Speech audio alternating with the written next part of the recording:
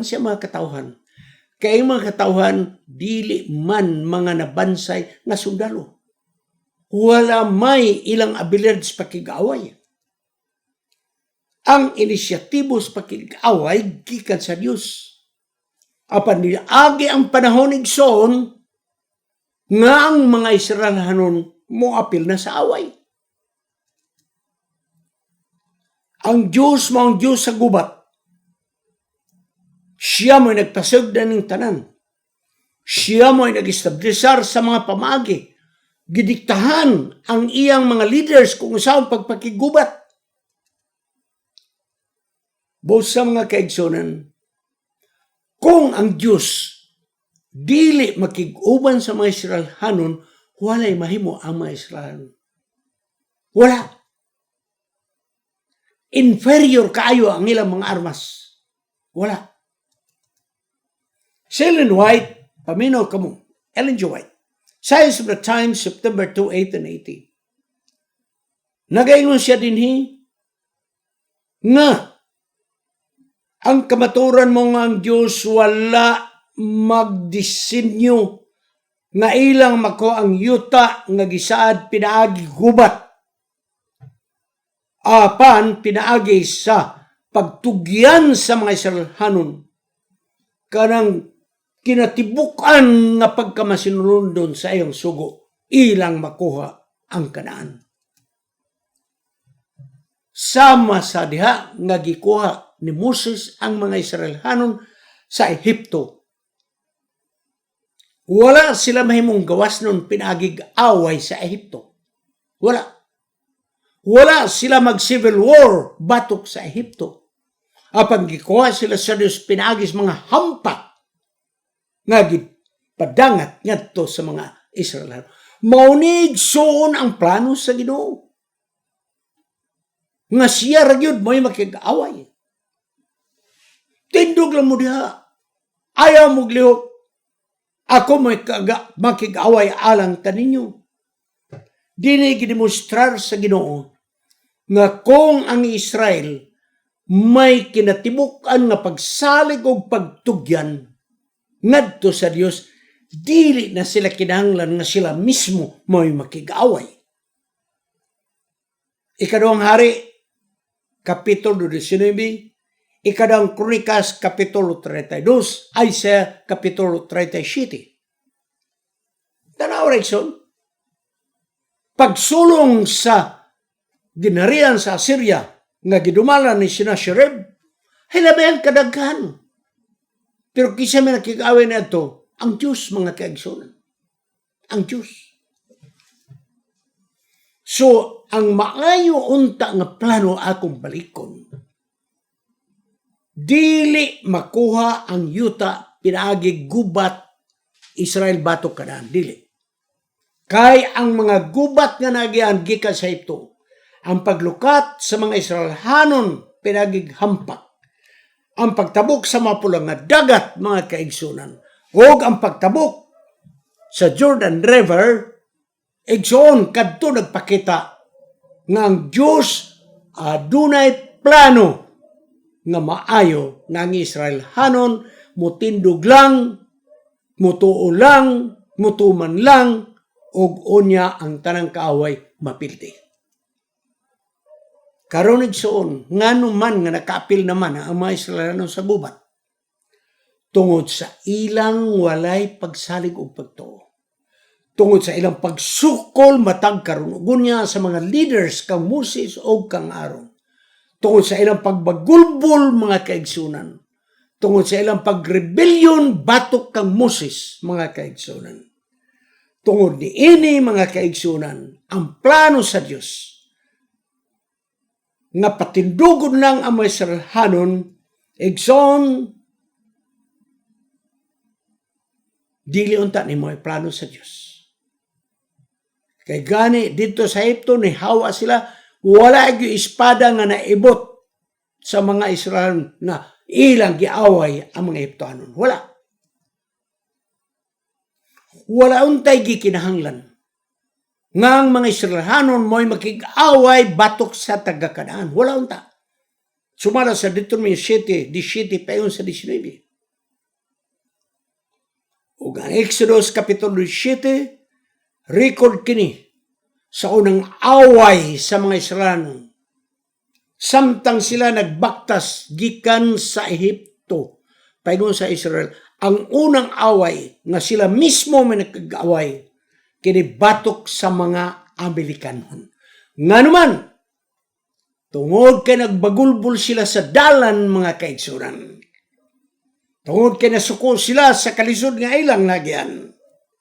Busa, kadtong mga Amerikanon mga kaigsunan, nadili sila paagyon sa Repidim. Ang Diyos mo ito nagsugo sa Amerikanon. Giatake ang Israel. Nga naman, aron nga makita sa mga Israelanon, nga bisan sa ilang pagkawalay mga armas nga insakto, sa ilang gidaghanon hilaben ra gyud nila kagamay ikumparar sa Amerikanon, apanapil din ng Amerikanon aron ilang masabtan nga ang Dios naa kanila angay sila unta musalig kaniya sa Dios. So karon sa away sa Amalekites, nakita sa mga Israelanon ang superpower sa Ginoo. Nga mo ilang nakita ang gahom nga gipakita sa Diyos dito sa Ehipto. Kung wala lang unta sila makikompromiso sa mga prinsipyo, dili na kinahanglan sila makigaway. Apan naguba ang plano sa Dios, mao nang nanaog siya, so to speak. Og iyang gisugo ang mga tao, hala, gubat mo. Apan bisan sa ilang pagkataliwala, makadaog sila, aron mo balik ang ilang pagsalig sa Dios nga ilang ginagaran. Tanaw Rexon, gikan sa Ehipto, walay balaod mahitungod sa gubat. Pagkahuman nila abot dito sa Utah sad, after 40 years, nanay balaod sa gubat. Deuteronomy Kapitulo 20. Nagpasabot mga kaigsunan. Ang plano unta, 40 years mga kaigsunan, ang Diyos ragyod, mga ragyoy, makig-away para sa Israel. Pero muyabag ng Diyod. Ingon yung hala, kamo na yung gubat, aron makailag yun mo. Nga di yun mo, makahimog kamo-kamo lang. So karon nagson, nausab ang plano sa Dios. Giyusab. Mga yabag mang yun mo. Hala, kamo'y akong gamitos paggubat. Pero inyong masabtan, nga bisag gamay ra kamo, ang inyong hinagiban katawanan at tubangan sa inyong kaaway, mudawag mo kay ni ako, aron makuha ang pagsalig sa mga Israelhanon. Busa mga kaigsunan, ang pakigubat sa mga Israelhanon, batok sa kaaway dito sa Kanaan, gusto sa Dios nga mabalik ang ilang pagsalig ngadto kaniya. Kay taliwala sa pagkabagulbulan, taliwala sa pagsimbag mga Diyos-Diyos, taliwala sa pagkamasukulon sa leadership ni Moses. Igsoon, ang Diyos wa gyud mo sa likway sa mga Israelhanon. Nangitag pamagi, unsaon nga ang tao mubalik pagsalig ngadto kaniya. Ang katapusan nga chapter sa Joshua, imo makita nga ang mga Israelhanon mo'y nakigubat batok sa mga taga-Kanaan. Tanawara, ang Diyos may nagguba sa paril. Apan sila nitiwas sa gubat. Kaya na pa may yun nabili Nixon. Sila may nitiwas sa gubat. So din Nixon, kanunay gipa-involve na sa Diyos ang tao. Gipa-involve na. Kay gusto sa Diyos, nga pag-abot sa gubat, maingon ng mga Israel, gamay ramanta, musalig ta sa Diyos. Busay son, ang mga Israel kanunay gipahinumduman. Ang inyor yung total nga pagsalig kanako. Mora gyud kadaugan ninyo sa gubat kay kamo mga underdog. Walay inyong kadaugan. Armas ninyo katawanan pero niyaman ko mudaog mo. Busay son, kining gubat nga niapilan sa mga Israelhanon. Nga kadato mga yugpos ra. Mutabok sa mapulang nga dagat, walay away. Mutabok sa Jordan, walay away, mga kaigsunan. Ang ilarang puhunan, faith, mga kaigsunan. o pagtuo, pagsalig, total dependence, nagpasabot, igsoon, kadaugan. Apan kung wa kay pagtuo, kapildihan. Busa kung atong sumadahon ng atong leksyon, mao kini. Ang kadaugan o kapildihan sa mga Israelhanon, ilan ang pagpili. Ilan ang pagpili. Kay kining pagsukol batok sa Dios, ang Dios magkapili. Pwede nga magpabilin siya sa iyang pagkagamhanan, pwede siya magpabilin mga kaigsunan nga di gyud mausab ang iyang plano alang sa mga tao, or badlungon man gyud mo. Hala, kamo na mag-uban sa yawa. Pero wa gyud na buhata sa Dios mga kaigsunan. Ari na ta, think it through og sinulat ni Ellen G. White. Kung ang political o socio-historical powers managkauban na gani igsoon, nga nang gahom nga gikan sa langit, nga gilabay diri sa yuta, walay lain buhaton ni ana, nga panagkalyansa sa dautan nga tawag sa yawa, ang paghagit, pagsukol sa Dios. O ang Ginoo sa iyang pagkamagkagawom ni ining universo, mo intervena, mo pataliwala na siya. Kay siya man mo'y Diyos sa panggubatan. Iyan ang napakita sa gubat sa mga Israelhanon nga kadaugan yun, kanunay mo'y mangkon. Ang pinareg 28 pengon sa Diyos, kalaglagan igsoon, kapildihan sa yawa ug sa mga manununda. Gawas panini, kining maong gubat mga kaigsoon, nagapakita lamang nga dito sa langit may dakong gubat nga nahitabo.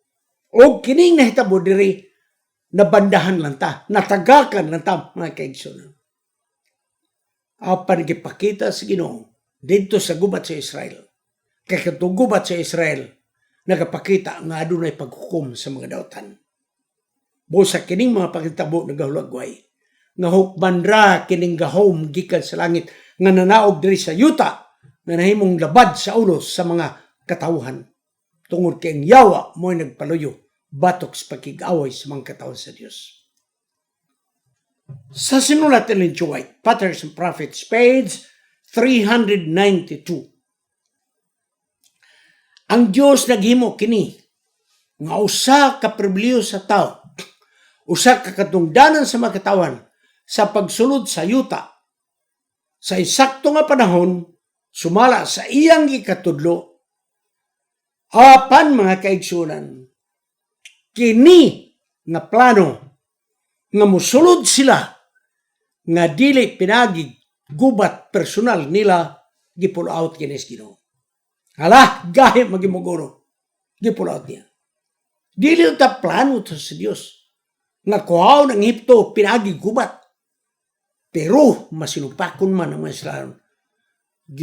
Change niya ang plano. Alas, kamo na mo gubat, magkiguban lang ko ninyo. Ngaunta ang plano sa Dios. Madaog ang Kanaan. Strict obedience sa iyang command. Busegson, ato na ta sumada. Ang konflikto sa mga Israelhanon batok sa mga kaaway o sa kinakahulagway sa away sa katapusan nga kapanahunan. O kinusab nagahulagway katong gubat nga ilang gibuhat batok sa mga taga-Kanaan.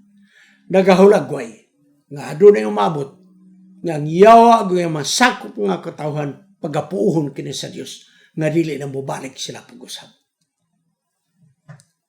Akong balikon, ang maayo nga plano sa Dios gikan sa Exodus paingon sa Kanaan, siya ra mo'y makigaway. Iyan ang kanang napakita sa Ehipto. Walay gihimo sa mga Israel. Ni Hawa, mga Israel, walay gubat nga nagyan. Iyon ang napakita sa mapulang nga dagat, gitabok. Patay ang mga kaway. Iyang ipakita pagtabok sa Jordan. Giguba ang Jericho. Pagbuot ka na sa Diyos, gahom sa Diyos. Apan mga kaigsunan, kini nga plano na wala, giwala sa Diyos tungod kay ang tao atras abante pag-alagad. Sa diha ang Diyos nakita niya ang mga tao nga mutuo, dili, musukol, mutuman. Ang plano sa Diyos nga mo'y siya makigubat alang sa mga katawhan. Ingon ang Diyos, okay, plan B, kamunay mo away. Magpaluyo lang ko ninyo. That is another option. Nga naman, kay sa ilang pagkagamay, sa hinangiban nila nga inferior, mudaog man sila sa gubat.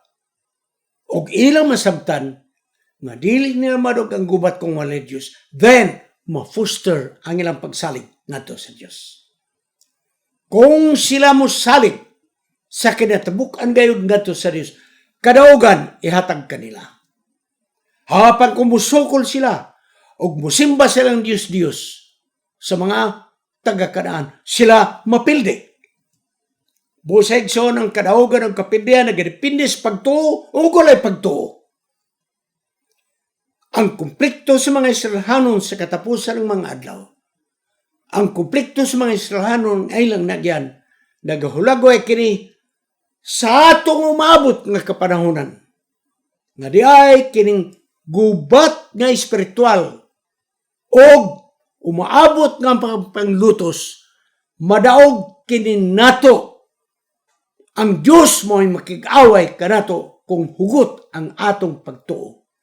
Apan atras abanti gani mga kaigsunan, itugyan kita ngadto sa Diyos. Ang atong kadaugan sa katapusan mga adlaw, samara sa kadaugan sa mga Israelhan.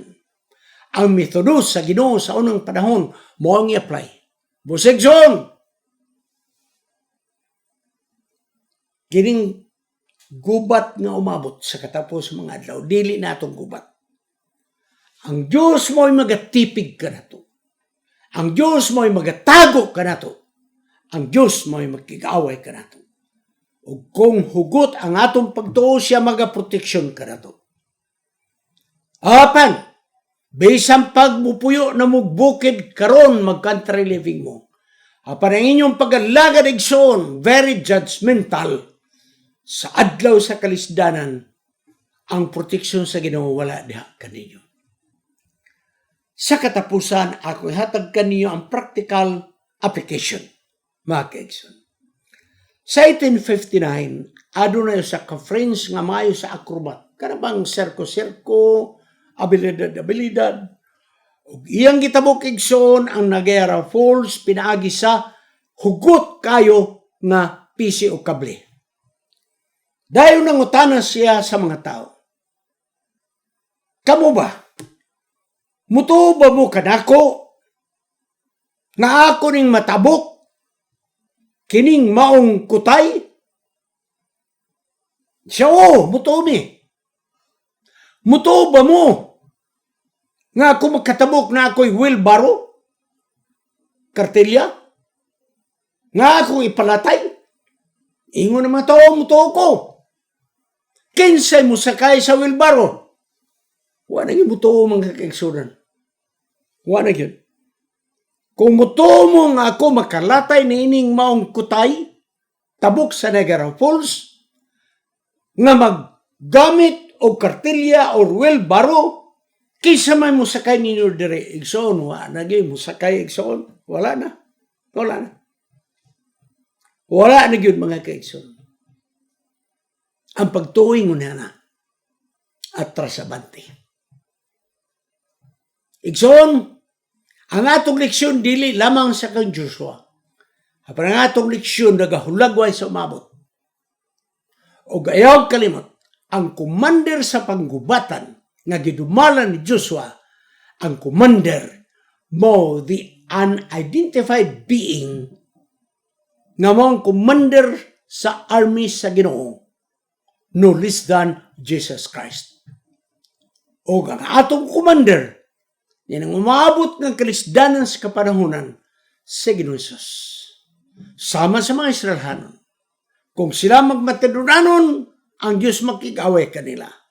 Hapag kung atras sa banti lang pag-alagad, musukol sa Diyos, magbagulbol batok sa Diyos, ingon ang Ginoo, plan B, kamunay makigubat, ako lay commander ninyo. Igsoon, ingon lang niya na. Sa daw sa kalisdanan, dili kini atong trabaho pangitag asa tamutago. Ang Diyos may magatipig ka na to kung hugot ang atong pagsalig ngadto kaniya. Kay kining tanan nga mga gubat, kining tanan nga pagperwisyo sa mga katawhan sa Diyos, ang nagpaliyon ini mo ang yawa mga kaigsoon. Apan ang adlaw sa paghukom sama sa pagpuo sa mga taga-Kanaan, the day of judgment is total annihilation kang Satanas ug sa iyang mga sakop ug manunod. Magabutas pagtapos. Salamat o Diyos nga imong gipaligod ang among pagsalig. Nasayod kami nga adunay ang maabot ng mga kalisdanan nga among pagapaabuton. Apan sama sa mga Israelhanon nga kundi ay mo salig kami, ikaw mo ay makig-away alang kanamo. Hapag kung among pag-alagad magduha-duha, kami na mo ay makig-away alang kanila. Dili kami gusto na Ginoo. Mudangup kami diha sa among pilan. Tagui kami sa panahon sa kalisod. Kay ikaw lamang mo ay among dalampanan. Kining tanan among pagadawaton sa ngalan ni Jesus manluluwas. Amen. Kining inyong higala, si Pastor Wendell Munggaya Serrano, nga inyong igsoon usab, magkapadasig sa matagos sa kaninyo sa pag-like, pag-share, labaw sa tanan sa pag-subscribe sa atong YouTube channel ng pangalan Wendell Munggaya Serrano. Ug ayaw kalimot sa pag-click sa notification bell hangtod sa sunod nga higayon magkita na usab kita.